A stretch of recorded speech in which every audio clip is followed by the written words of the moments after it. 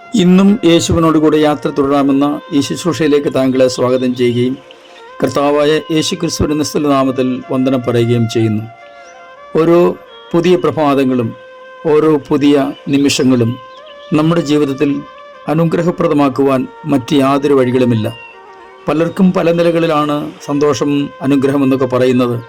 എന്നാൽ ഒരു ദൈവ പൈതലിനെ സംബന്ധിച്ചിടത്തോളം ദൈവത്തോട് കൂടെ നടക്കുന്നതും ദൈവത്തിൻ്റെ സാന്നിധ്യം അനുഭവിക്കുന്നതും ദൈവത്തിൻ്റെ വചനത്തോടൊപ്പം സഞ്ചരിക്കുന്നതുമാണ് അവരുടെ ജീവിതത്തിലെ ഏറ്റവും വലിയ സന്തോഷം എന്ന് പറയുന്നത്. അങ്ങനെയുള്ള സമയങ്ങളിൽ പ്രത്യേകിച്ചും ലാഭനഷ്ടങ്ങൾക്ക് യാതൊരു സ്ഥാനവുമില്ല. ഇവിടെ എന്ത് നേടി എന്നതിനേക്കാൾ ഇവിടെ ഏകതെല്ലാം നിലകളിൽ കർത്താവിനോടൊപ്പം സഞ്ചരിച്ചു എന്നുള്ളത് ഏറ്റവും പ്രധാനപ്പെട്ട കാര്യമാണ്.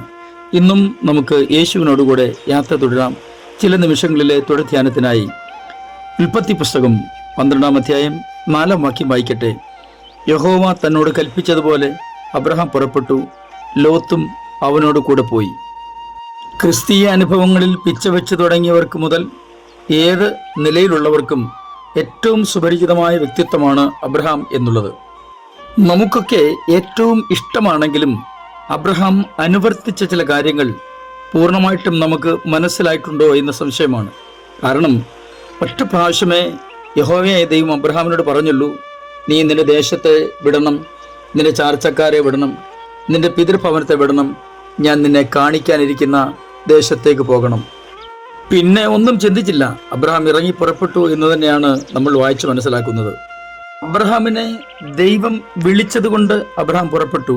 എന്നാൽ ലോത്ത് അബ്രഹാം പുറപ്പെടുന്നത് കണ്ട് കൂടെ പുറപ്പെട്ടു. ഇവിടെ എന്തെങ്കിലുമൊക്കെ ആകർഷണീയമായതും അനുകരണീയമായതുമൊക്കെ കണ്ട് നമുക്ക് ചിലതിനെയൊക്കെ പിൻപറ്റാൻ കഴിഞ്ഞിരിക്കും. പക്ഷേ ദൈവവചനപ്രകാരം ദൈവത്തെ പിൻപറ്റുന്നവർക്ക് മാത്രമേ നിത്യത ദൈവത്തോടുകൂടെ കഴിയാനൊക്കൂ എന്നത് ദൈവവചനപ്രകാരം നാം മനസ്സിലാക്കേണ്ടിയിരിക്കുന്നു. ആരുടെയോ ഭാവനയിൽ എഴുതി വെച്ച ഒരു ചെറിയ കഥ ഇങ്ങനെയാണ്. ഒരിക്കൽ ഒരു അപ്പച്ചൻ അമേരിക്കയിലുള്ള തൻ്റെ മകൻ്റെ അടുക്കൽ വിസിറ്റിനായി പോയി. അത്യാവശ്യത്തിന് വേണ്ട എല്ലാ സാധന സാമഗ്രികളും മേടിച്ചു. സൂട്ടും കോട്ടും അങ്ങനെ വേണ്ട എല്ലാ നിലകളിലും വളരെ തയ്യാറെടുപ്പോടുകൂടി താൻ യാത്രയ്ക്കൊരുങ്ങി. യാത്ര പുറപ്പെടും മുമ്പ് ചെയ്യേണ്ട എല്ലാ കാര്യങ്ങളും ചെയ്തു. അതോടൊപ്പം തന്നെ ഭവനത്തിലൊരു സ്തോത്ര പ്രാർത്ഥന നടത്തി. ഇതെല്ലാം കണ്ട അയൽക്കാരിൽ ഒരാൾക്കൊരു മോഹം, തനിക്കും അമേരിക്കയിലൊന്ന് പോയാൽ കൊള്ളാമെന്ന്. എന്തൊക്കെ സാധന സാമഗ്രികളാണ് വാങ്ങിയത്, കാര്യങ്ങളെല്ലാം അപ്പച്ചനോട് തിരക്കി, എല്ലാം മനസ്സിലാക്കി. അപ്പച്ചൻ വാങ്ങിയ എല്ലാ സാധനങ്ങളും ഇദ്ദേഹവും വാങ്ങി. യാത്രയുടെ ദിവസം വന്നെത്തി. അപ്പച്ചൻ ഒരു ടാക്സി പിടിച്ച് തിരുവനന്തപുരം എയർപോർട്ടിലേക്ക് പോയി. അയൽക്കാരൻ മറ്റൊരു ടാക്സി പിടിച്ച് അപ്പച്ചനെ അനുഗമിച്ചു. എയർപോർട്ടിനകത്ത് അപ്പച്ചൻ കയറി. ഗേറ്റിൽ നിന്നവർ കൈവശമുണ്ടായിരുന്ന പാസ്പോർട്ടും വിമാന ടിക്കറ്റും വിസയും എല്ലാം പരിശോധിച്ചിട്ടാണ് അകത്തെ കയറ്റി വിട്ടത്. എന്നാൽ അയൽക്കാരനകത്തേക്ക് കടക്കാൻ ശ്രമിച്ചപ്പോൾ ഗേറ്റിൽ നിന്നവർ തടഞ്ഞു. കാരണം അദ്ദേഹത്തിൻ്റെ പക്കൽ പാസ്പോർട്ടോ വിസയോ വിമാന ടിക്കറ്റോ യാതൊന്നും തന്നെ ഉണ്ടായിരുന്നില്ലല്ലോ. ഇത് വെറും ഭാവനയിൽ രൂപപ്പെടുത്തിയ ഒരു കഥ പോലെയുള്ള കാര്യമാണെങ്കിലും നമ്മളൊരു കാര്യം മനസ്സിലാക്കാതെ ഇരിക്കരുത്. നമ്മിൽ പലരുടെയും ജീവിതത്തിൽ സംഭവിക്കുന്നത് ഇത് തന്നെയാണ്. ക്രിസ്തീയ ജീവിതത്തിൽ മറ്റുള്ളവർ ചെയ്യുന്നത് കണ്ട് അതുപോലെയൊക്കെ ചെയ്താൽ രക്ഷ പ്രാപിക്കാമെന്നുള്ള ചിന്ത പാടെ ഉപേക്ഷിച്ചേ മതിയാകൂ.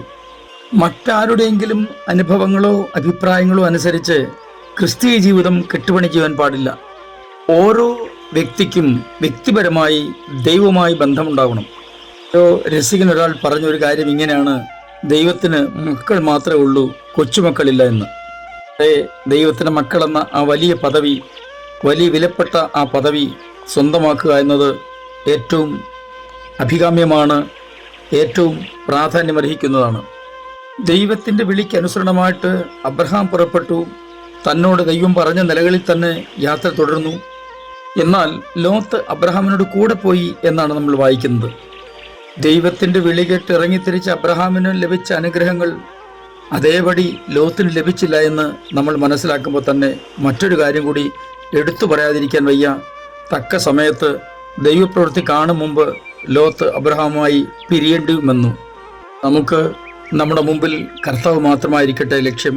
കർത്താവിനെ മാത്രം കണ്ടുകൊണ്ട് മുന്നോട്ട് നമ്മുടെ യാത്ര ഒട്ടും തടസ്സമില്ലാതെ ഏതെല്ലാം നിലയിലുള്ള പ്രതിസന്ധികൾ നേരിട്ടാലും കർത്താവിനെ മാത്രം ലക്ഷ്യമാക്കി, കർത്താവിനെ മാത്രം നമ്മുടെ മുന്നിൽ വെച്ച് നമുക്ക് യാത്ര തുടരാം. ദൈവം നിങ്ങളെ സഹായിക്കട്ടെ. യേശുക്രിസ്തുവുമായുള്ള വ്യക്തിപരമായ ബന്ധവും ദൈവത്തിൻ്റെ വഴിയിലൂടെ നടക്കുന്ന അനുഭവങ്ങളും ദൈവവചനപ്രകാരം ജീവിക്കുന്ന കാര്യവുമൊക്കെ ഏറ്റവും പ്രാധാന്യമർഹിക്കുന്നതാണ്. എങ്കിൽ മാത്രമേ നിത്യജീവൻ പ്രാപിക്കാനാവൂ എന്ന് നമ്മൾ ആരും മറന്നു പോകരുത്. ദൈവത്തിൻ്റെ രാജ്യത്തിലേക്കുള്ള വിളി എല്ലാവർക്കും ഉണ്ട്. എന്നാൽ അത് സ്വീകരിക്കുന്നവർക്ക് മാത്രമേ അതിലേക്കുള്ള പ്രവേശനം ലഭിക്കുകയുള്ളൂ എന്നതും നമ്മൾ മറന്നുകൂടാ. കർത്താവ് സഹായിക്കട്ടെ. ഞാൻ നിങ്ങൾക്കൊട്ട് പ്രാർത്ഥിക്കുന്നു. സ്വർഗീയ പിതാവേ, എൻ്റെ എല്ലാ പ്രിയപ്പെട്ടവരെയും അങ്ങയുടെ കരങ്ങളിലേക്ക് ഏൽപ്പിച്ച് അനുഗ്രഹിച്ച് പ്രാർത്ഥിക്കുന്നു. അങ്ങയെ മാത്രം മാതൃകയാക്കി ക്രിസ്തീയ ജീവിതം മുന്നേറുവാൻ ഞങ്ങളെ സഹായിക്കണമേ. യേശു ക്രിസ്തു